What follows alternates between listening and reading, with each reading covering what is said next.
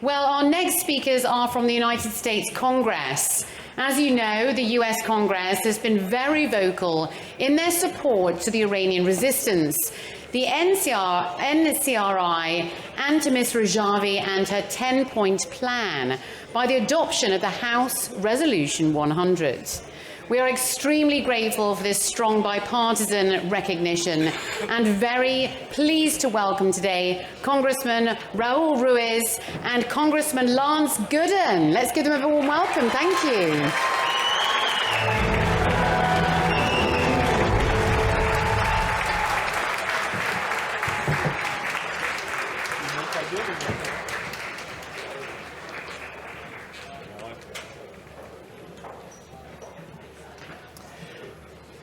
Madame Maryam Rajavi, President-elect of the National Council of Resistance of Iran, ladies and gentlemen and good people of Iran, good evening. I am Congressman Dr. Raul Ruiz. I'm an emergency medicine physician and a congressman in the United States House of Representatives. I represent a diverse population in Southern California, including many proud and brave Iranian Americans. I'm here to stand in solidarity with you, the Iranian diaspora, who have never given up hope for a free and democratic Iran. I'm here to collectively dream with widows, parents, students, workers, women, and girls who have been killed, imprisoned, raped, tortured, and poisoned for daring to dream of freedom and equality by a regime that has for too long violated their human rights.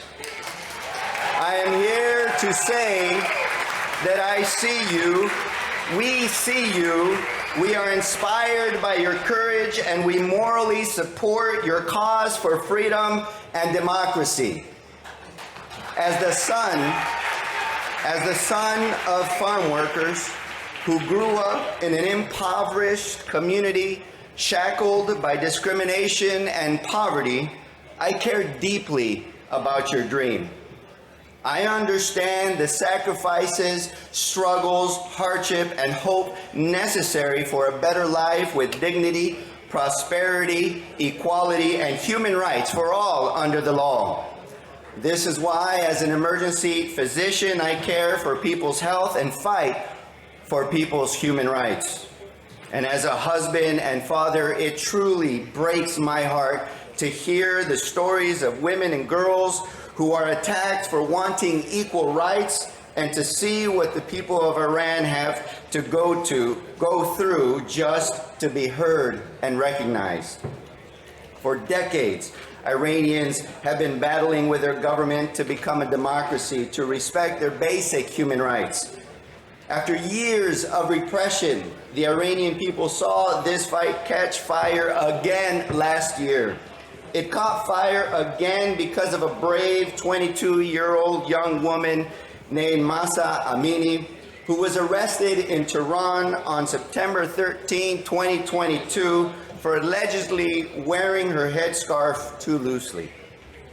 3 days later, like many young men and women arbitrarily arrested, Mahsa tragically died while in custody. Her death triggered protests across Iran. We saw brave Iranians stream out into the streets to show their support in a show of solidarity and courage.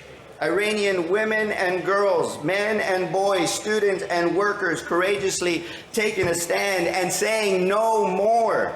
No more to women living by a separate set of rules than men, and no more to being targeted and attacked simply for speaking up and speaking out.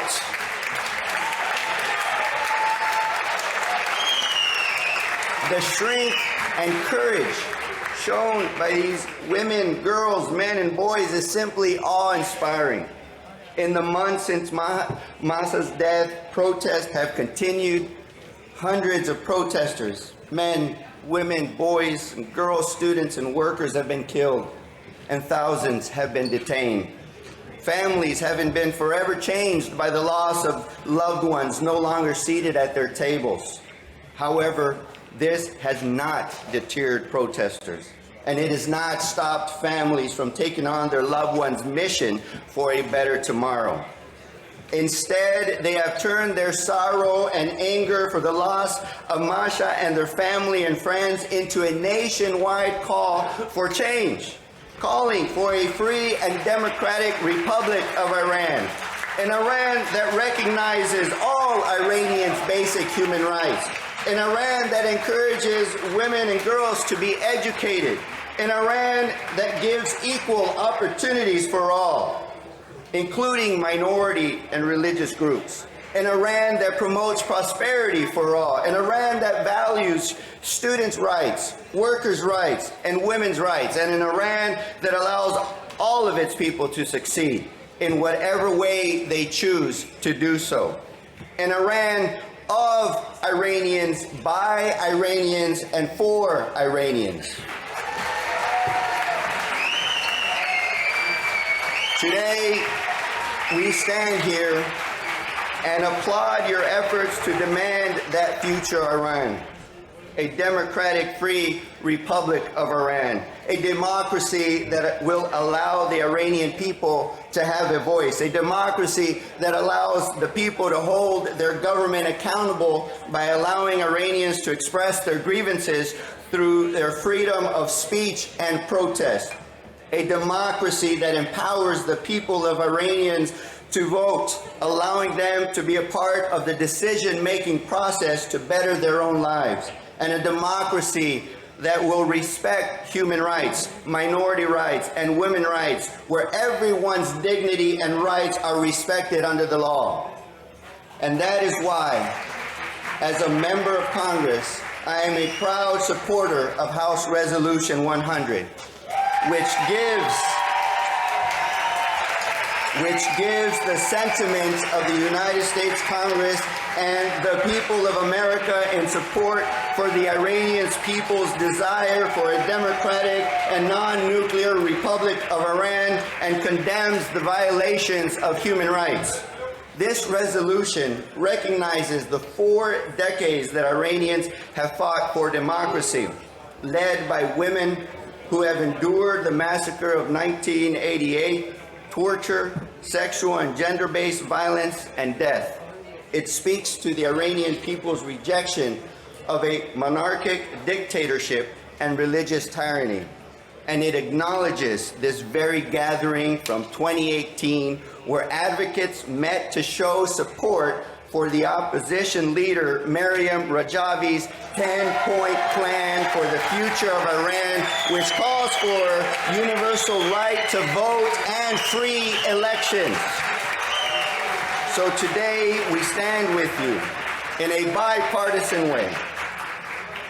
The Iranian diaspora and the brave Iranian people, especially the women and girls who are risking their lives every day for a free Iran. It is because of your courage, your heart, and sheer will that I know one day we will see a free democratic Republic of Iran. Thank you, and God bless you.